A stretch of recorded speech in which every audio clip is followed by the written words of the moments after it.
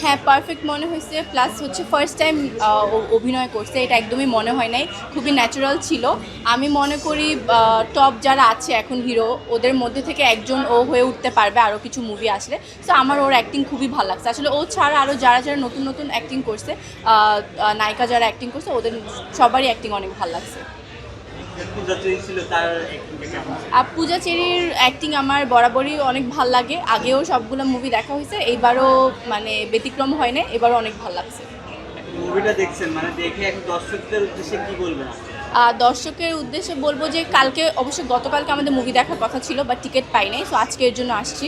So দর্শকদেরকে বলবো যারা মুভি পছন্দ করেন বা যারা পছন্দ করেন না, সবাইকে আসতে আমন্ত্রণ করব।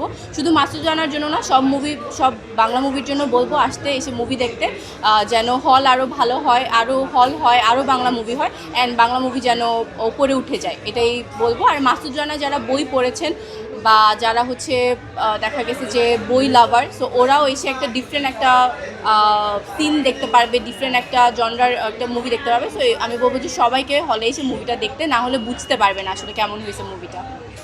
আমার মনে হয় প্রথম যে কারণটা আমি বলবো সেটা হচ্ছে যারা বই পড়ছে, আমি বারবার এটা বলবো যে যারা বই পড়ছে, সো বই থেকে আমরা অলওয়েজ একটা ভিজুয়াল করি যে এটা এরকম হবে, এটা এরকম হবে। সো মুভিতে এখানে আর ভাবার কোনো মানে মানে ভাবতে হবে না, এখানে এসে ওরা ওইটাই দেখতে পারবে। সো এটার জন্য আমি বলবো দেখতে আসতে। সেকেন্ড যেটা বলবো, এখানে সবার অ্যাক্টিং অনেক ভালো ছিল, পুরাটা টাইম আমাদের মনে হয়েছে যে কী হবে।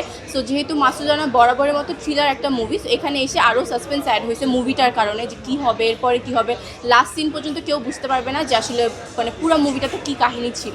সো এর জন্য আমি বলবো যে মুভিটা দেখতে আসতে সবাইকে।